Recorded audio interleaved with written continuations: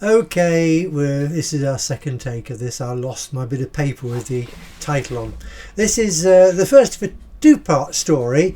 We're going farming in 1968 in Lincolnshire in the UK. Lincolnshire is on the eastern side of the UK. It's the second largest county, and it is the agricultural county. It's cauliflower country and potatoes and things like that. Well, it used to be. I believe things have changed now because of all kinds of market forces.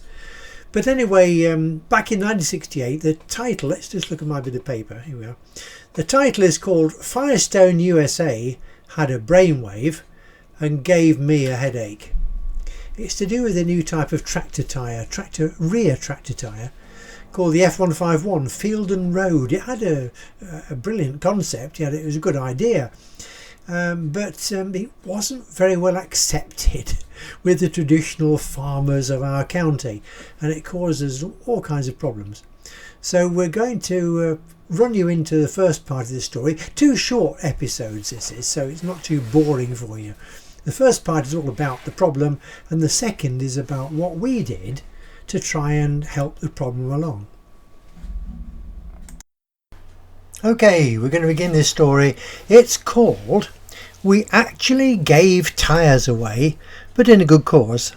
It's from It's a Rum Life, Book 2, Boston 1960 to 1970, and this story is from 1968. During the time I worked for the Firestone company from their Lincoln office in the late 1960s, the company had some considerable difficulty with a very new and totally different type of rear tractor tyre. As readers will be aware, rear tractor tyres are built to grip into the earth so that the tractor itself can obtain the maximum traction for the particular job it's doing. Tractors also have to travel on the roads from time to time, either going to and from fields or delivering produce from farm to farm.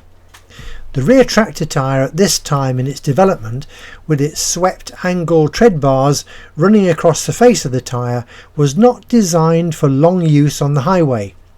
In fact, the tread bars themselves were frequently made with a higher quantity of actual rubber in their mix, giving that natural rubber has better elastic properties and allows the tread bar to bend in use and give better traction.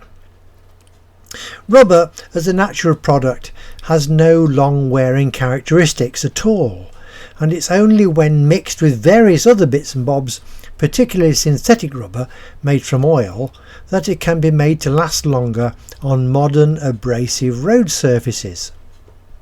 In the mid-1960s, Firestone produced a revolutionary tyre to try and combat the excessive wear problem of tractors running for longer periods on the roads.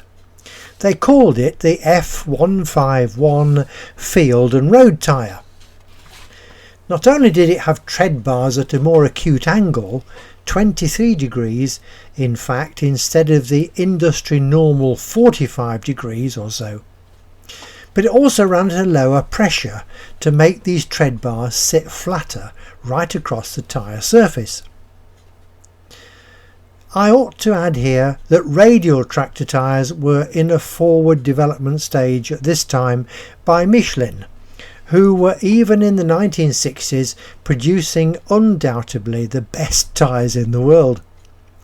Michelin at this time held many of the important patents involving steel banded radial tyres, which are the most successful of any radial.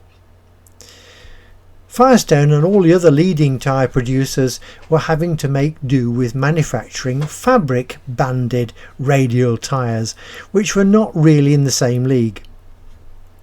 Problems. Back to the F151.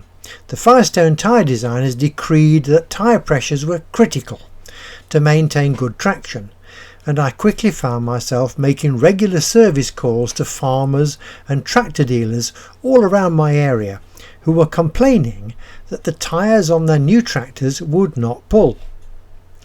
Much of these problems were where tractors had been delivered on lorries from the factory with increased tyre pressures to keep them more stable while travelling. The the pressures had not been reduced sufficiently afterwards. Additionally, we had a problem with one make of tractor where older type rear wheel rims had been used without anyone at the tractor factory connecting the fact that these new tyres had to be used on wheel rims with a serrated edge. These serrations connected to similar markings on the tyre bead where it touched the rim of the wheel to give the best possible grip. And more big problems. These wheel problems were causing huge headaches on the farms. We were telling the users to lower the tyre pressures. This caused the tyre bead to lose its grip on the wheel rim, and the tyre revolved, well actually the wheel revolved inside the tyre when the tractor began to pull and straightway ripped off the inner tube valve. Result, flat tyre and big expense. Tractor rear tyres at this time were fitted with inner tubes. These could be filled with water to give the tractor better weight transfer capabilities when pulling heavy machinery. Can you imagine the havoc of valves missing and the cost of the call out to replace the inner tubes and the water ballast too, not counting the time the tractor was stood idle? It took several weeks to actually find out what had happened to cause this problem, and in the meantime farmers all around South Lincolnshire were talking to their neighbours about these new tyres, and resistance was growing fast. More and more farmers were beginning to refuse to accept these new tyres on their new tractors. I became an educator. All kinds of ideas were floated from head office management to try and combat this resistance to a new product. In the end, it all came down to the men at the sharp end, like myself, who did their best to educate the tractor drivers and tractor owners.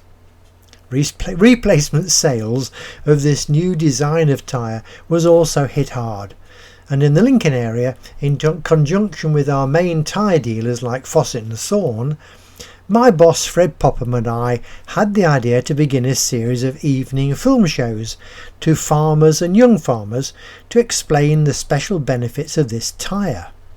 These were very successful. We even gave tyres away.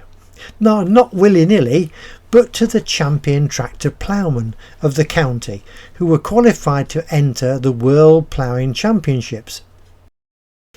That brings us to the end of part 1 of our 2-part story. If you enjoyed it, perhaps you might give us a like and even subscribe to the channel. It helps us to grow the channel, and the YouTube people then know you like what we produce. If you want to look at more publications from Cracker Books, then be sure to look at our website. All the links are there. They're all free to download. There's complete books and audio stories, and of course the YouTube videos. In the meantime, thank you for being with us today.